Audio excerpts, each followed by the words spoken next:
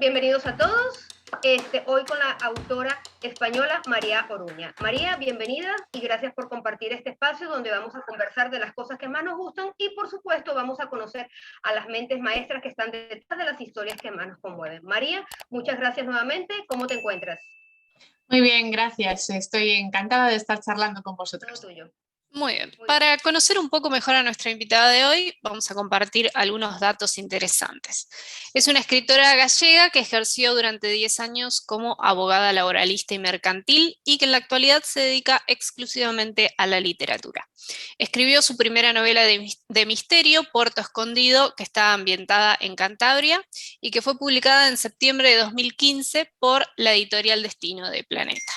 Este primer libro pasó a convertirse en la saga de los libros del Puerto Escondido, cuyo quinto libro, El Camino del Fuego, es el que comentaremos en nuestra entrevista de hoy. Antes de meternos de lleno con el libro, nos gustaría que nos dijeras si vos considerás que tus novelas son más del género novela negra o misterio.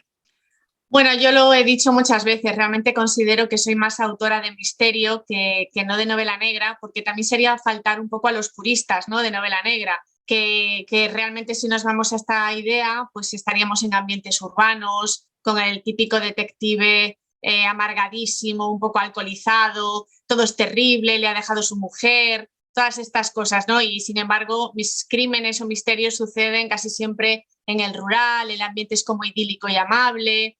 Y además en mis novelas practico ejercicios literarios diferentes, más novela gótica, más narrativa, más intimista, más negra, en este caso más en el último que ha salido de la serie, pues es más metaliterario. Entonces, claro, englobarme dentro de la etiqueta negra, claro, como es tan amplia ahora, cada vez se amplía más, parece, pero bueno, creo que ahora muchos autores somos como híbridos, ¿no? Hijos de muchos padres. Totalmente de acuerdo. Bien, en este género, que es uno de los que más leemos nosotras, es muy importante sorprender al lector.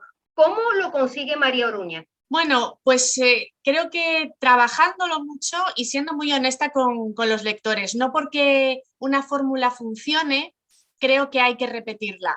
Que esto es lo que haría un buen empresario, ¿no? Un empresario listo que dice, bueno, si esto a mi competencia le funciona, voy a copiarlo y aplicarlo, ¿no?, en mi formato empresarial.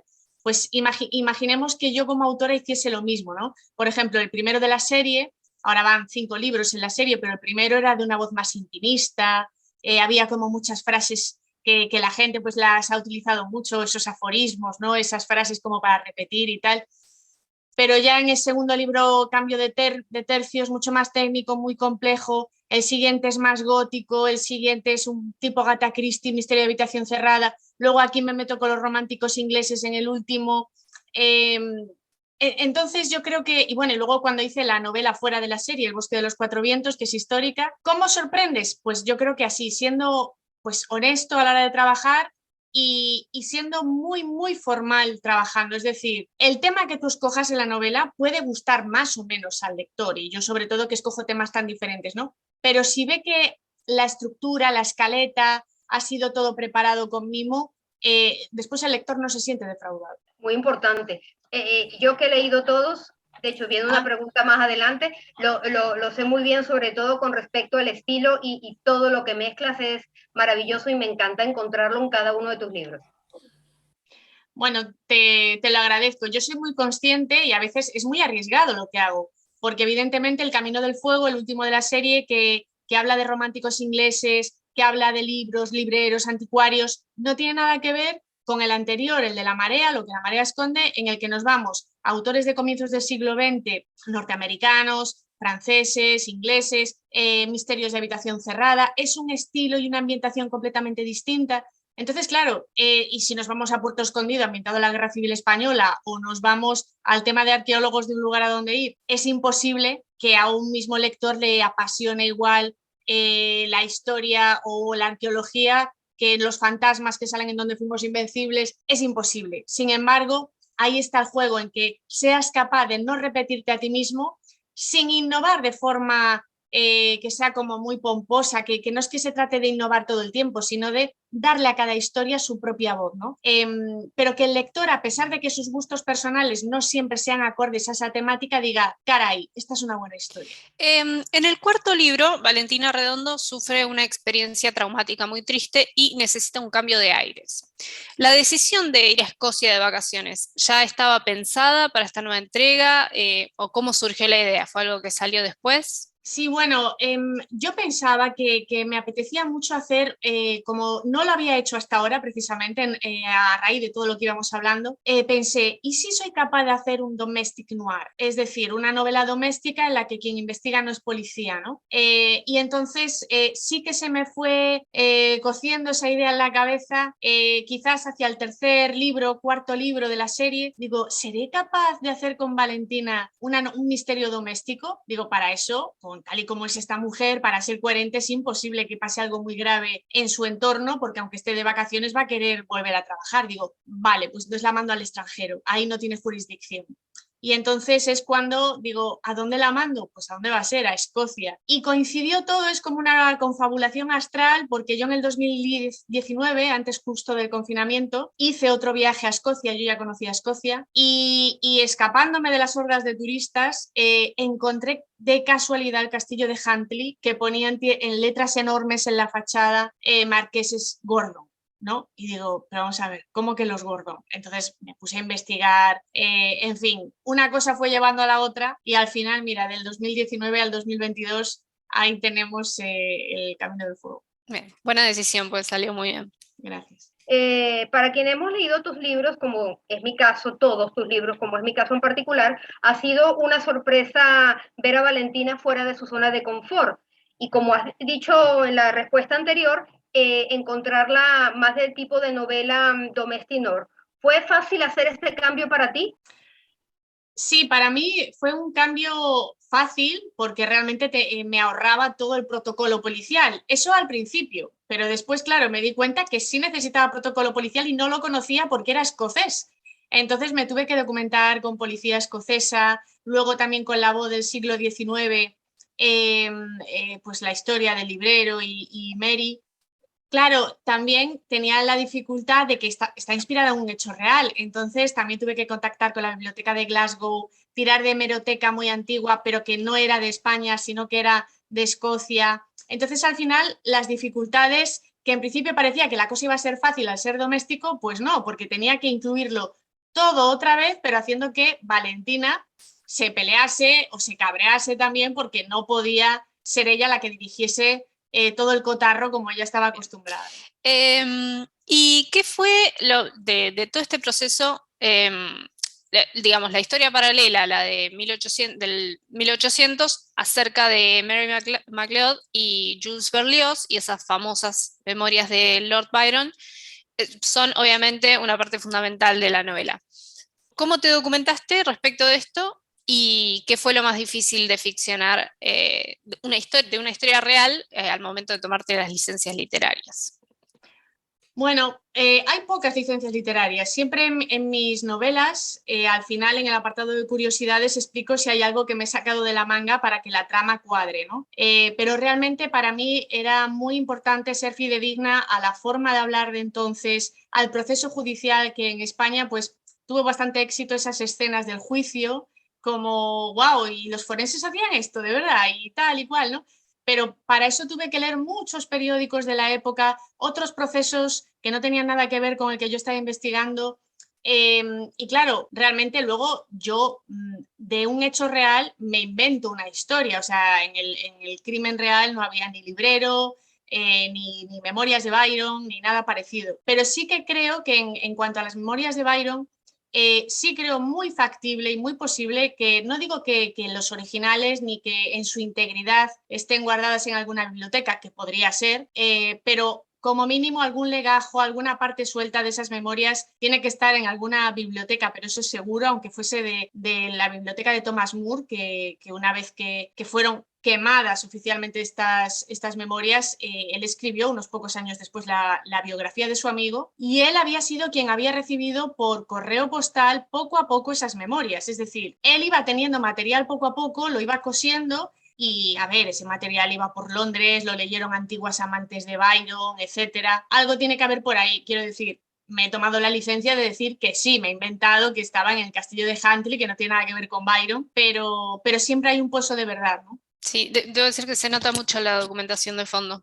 Bueno, la idea es que se palpe, que le dé solidez a la trama, pero que no se note demasiado que te has documentado muchísimo. Es decir, claro, porque tú date cuenta que a lo mejor yo en una novela utilizo solamente pues el 20% de todo lo que he localizado, porque el trabajo fundamental de un autor es filtrar, es decidir, esto vale, esto no vale. Esto me parece interesantísimo, pero realmente me soporta la trama, me la va a ralentizar si lo incluyo, me la va a ralentizar. Qué pena, porque esto me encantaba, pero fuera. Sí, totalmente. Creo que hiciste un excelente trabajo. Gracias. Claro, porque si no también se convertiría en una novela histórica como tal. Eso lo he notado en las novelas previas, que toda la parte histórica es muy minuciosa, pero sin que uno diga, ay, pero acá seguimos hablando del mismo tema, del mismo tópico histórico, entonces no, enseguida vas compaginando bien ese aspecto. Por ende, esta pregunta, siempre has dicho que tus novelas parten de un suceso real y en este caso escogiste a Lord Byron, entre otras cositas. ¿Por qué? Bueno, porque en primer lugar era escocés, en segundo lugar yo también necesitaba y me apetecía tener un personaje que hubiese trascendido el tiempo y la memoria. Y no hay tantos, porque si lo pensamos, decimos, vamos a ver, de todos los escritores maravillosos que ha habido a lo largo de la historia, ¿por qué en Europa seguimos hablando de Byron, de Oscar Wilde, de Virginia Woolf, también de Gabriel García Márquez? ¿Por qué unos trascienden y otros no? ¿Por qué algunos los olvidamos? Y esto habla mucho de su carisma, de la influencia que tuvieron en su tiempo y para los que vinieron después. Entonces me interesaba alguien que hubiese perdurado, ¿no? de esa manera. Y además quería alguien que hubiese visto su trabajo censurado, porque El Camino del Fuego no solamente habla de la parte técnica del incendio que hay en la novela y también de esa rabia que al final va acumulando, ¿no? Esa mecha y al final estalla, se enfuria, sino que también habla de todos esos libros censurados a lo largo de toda la novela que fueron caminando hacia el fuego. Y a mí esto me interesaba. ¿Por qué quemaron las memorias de Byron? ¿Qué es lo que quemas? ¿Qué es lo que prohíbes?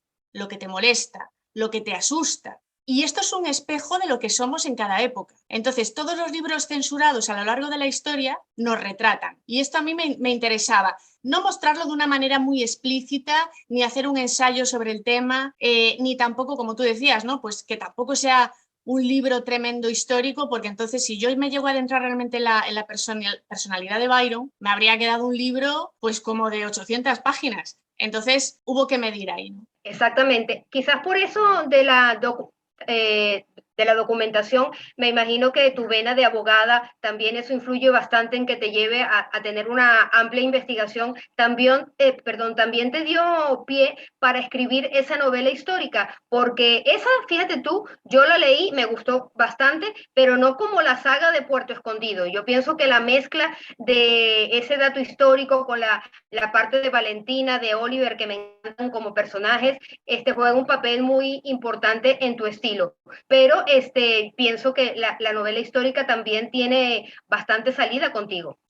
Claro, date cuenta que son ritmos diferentes. Y, por ejemplo, en la novela histórica, en El bosque de los cuatro vientos, el ritmo es deliberadamente más lento. También sé que me arriesgo a quienes están acostumbrados a mí, que tengo muchos diálogos, que va la acción, pam, pam, pam, también reduje un poco el ritmo en El Camino del Fuego, porque yo no busco un resultado audiovisual o no busco un resultado que tenga que ser impactos todo el tiempo, porque parece que todo el rato necesitamos tener resultados como con esto, con el móvil, que lo tenemos a mano y ya queremos todo pam, pam, pam. Y digo, vamos a ver, no, mi vocación es literaria. Yo quiero que seas capaz de olvidarte de todo y si yo también soy capaz, sumergirte en este universo que he creado para ti. Y si nos vamos al siglo XIX, donde los relojes corren más lentos, donde el tiempo es más viejo, seremos capaces de ir a ese ritmo. Eso es lo que... ¡Ay! Me ha entrado un mosco ahora. Eso es lo que yo busco, que realmente sea un viaje literario, que no necesitemos tantos artificios ni tantos trucos de escritor junior, de cliffhangers, de giros imposibles todo el tiempo, de una acción que es absurda e inverosímil todo el tiempo, ¿no? eso está muy bien, es genial que tengamos cierto ritmo, cierta musicalidad y tal, pero seamos conscientes de que estamos en un viaje que a lo mejor no necesita todos esos artificios, ¿no? Sí, esto lo mencionaste en una pregunta anterior, el tema de los registros narrativos de cada época, ¿no? Porque tenemos dos historias paralelas. ¿Te fue difícil o en algún momento te arrepentiste de hacerlo así? Bueno, tuve que ser muy cuidadosa la forma de hablar de los personajes. Siempre para esto acostumbro a leer obras de teatro de la época, porque claro, da igual, te puedes leer 100 enciclopedias de la época que no vas a saber cómo hablan, o novelas de la época. Sí, puedes ver diálogos y tal, pero no es lo mismo, ¿no? Entonces, tirando de obras de teatro de la época, es como a lo mejor dices, ah, bueno, pues mira, por aquí estos insultos eran los típicos de esa época, o esta forma de hablar, o qué se ambicionaba, o cuáles eran las palabras cariñosas. Y luego tuve mucha suerte porque precisamente del caso real en el que me inspiro para la voz narrativa del siglo XIX, fue un caso súper mediático en aquella época y había mucha información en los periódicos y se habló del asunto durante mucho tiempo después de que acabase el juicio incluso. Entonces, esto para mí fue muy valioso porque había muchas opiniones encontradas sobre lo que había sucedido allí. Y este debate a mí también me interesó, pero también pues me dio registros vocales, formas de hablar, formas de dirigirse los unos a los otros y lo incorporé a la novela y la verdad que para mí fue muy divertido también incorporar, que es un guiño a la novela romántica, narrativa epistolar, porque yo hasta ahora no lo había hecho. Mercedes, si ha leído mis libros, lo sabrá. Yo hasta ahora nunca había incorporado narrativa epistolar. Y a la hora de incorporarla, quise ser muy escueta. Y esto también fue deliberado, porque la voz narrativa del presente es normal, es conservadora, es la habitual que te puedes esperar, y la del pasado, además de contener esta narrativa epistolar, es deliberadamente breve y austera porque yo quería que fuese el lector el que fuese deduciendo qué había pasado, pero deducirlo de una forma inmediata, es decir, tenemos una carta y la siguiente es de 3 meses después. Solo por ver el contenido de los reproches o el contenido de las frases más o menos cariñosas vas a poder deducir qué ha sucedido ahí. La parte epistolar me sorprendió y me gustó al mismo tiempo porque a mí me encantan los libros que ponen cartas del pasado y cambian el registro y los libros que tienen dos momentos de fecha del presente al pasado, pero que no cansen al lector, me gustan. Por eso en este libro, diferente a los 4 anteriores, pero al mismo tiempo muy interesante. Antes de ir con una pregunta que me imagino que te la hacen mucho, yo quisiera ahora que dentro de poco viene de nuevo la entrega del Premio Planeta, quería preguntarte, María, si en alguna oportunidad has participado, has mandado algún manuscrito para los Premios Planeta, que sé que van bajo seudónimo, incluso, bueno, han habido tantos casos, o si por el contrario, este año alguno de tus libros ha entrado o un futuro libro. Bueno, pues de momento no, yo nunca he mandado un manuscrito mío al Premio Planeta ni a ningún premio. Sí voy a estar en la gala de la cena de los Premios Planeta, puesto que mi editorial Destino pertenece al Grupo Planeta y he sido invitada. Pero de momento no entra en mis planes. Ahora, de hecho, me encuentro escribiendo la 6ª entrega de Misterio de Valentina, de los libros del Puerto Escondido, que también va a ser otra vez absolutamente distinta a las demás. Pero de momento no está en mis planes, ¿no? Bueno, ya automáticamente respondiste la pregunta con que íbamos a finalizar la entrevista, de si va a volver Valentina Redondo, y bueno, eso es en primicia porque yo siempre cuando hago la reseña de tus libros digo, ¿volverá Valentina Redondo? Y me acuerdo que cuando leí el 4 tú misma respondiste, tranquila que viene el 5º, entonces bueno, feliz de que venga el 6º libro con Valentina Redondo Oliver y que vuelva a todas las andaduras habituales de ella, bueno, va a ser maravilloso, que me imagino que ya será obviamente para el año que viene. A ver, obviamente para el año que viene o para primeros del siguiente, porque como digo yo, si sigo al libro por año, me tienen que poner un gotero ya. Date cuenta que no se trata de esto. La profesión de los escritores, yo pensaba también desde mi ingenuidad, desde mi ignorancia cuando trabajaba de abogada, pensaba que era más bohemia, que era todo como más, bueno, pues entrego el libro y luego vuelvo a mi refugio y sigo escribiendo mirando al mar. Pues no, entregas el libro, es una locura de que si maqueta, de que si la portada, que si esto que lo otro, y luego la promoción, que son varios meses visitando todos los puntos del país. Tengo la fortuna de ser invitada a muchos festivales y claro, daros cuenta que yo además estoy publicando por primera vez en varios países a la vez. Este año ya he ido a Italia porque salió Lo que la marea esconde allí.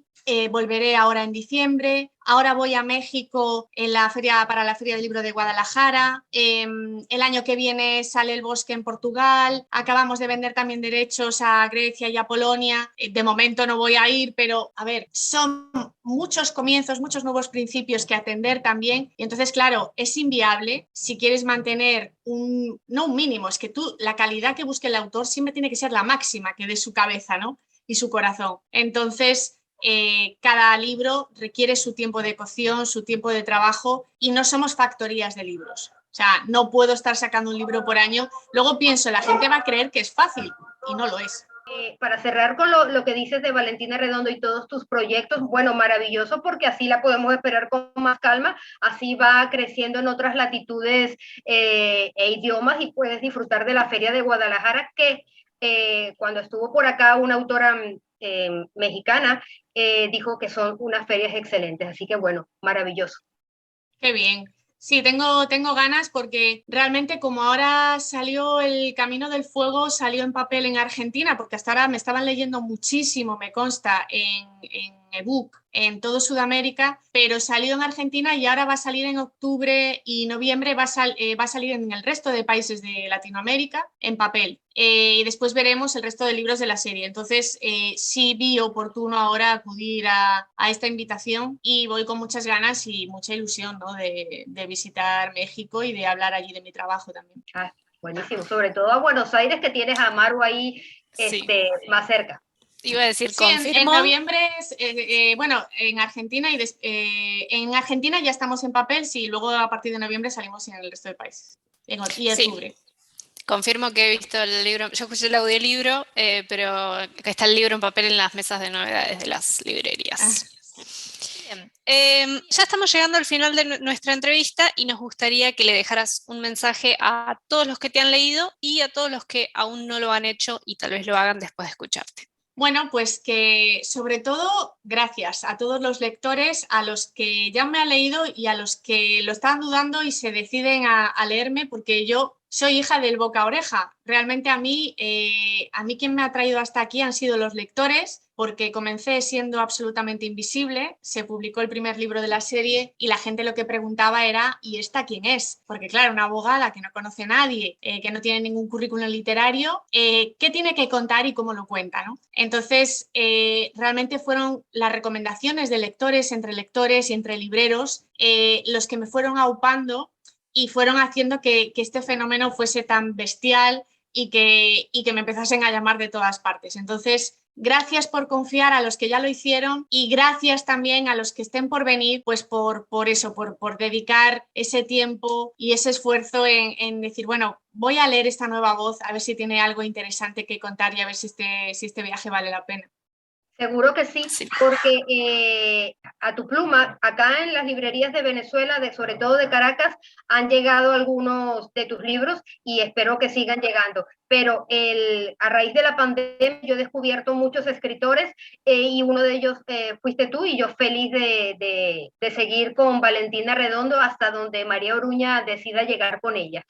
Mira qué bien, yo además le tengo un cariño especial a Caracas porque mi familia materna, antes de que yo naciera, muchos emigraron ahí y creo que todavía tengo primos por Caracas, así que bueno, Buenísimo. Le debo una visita.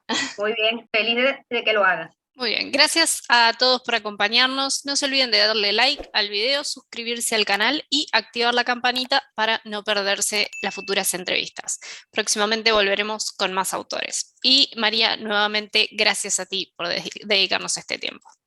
Gracias a vosotras. Un beso. Un besote.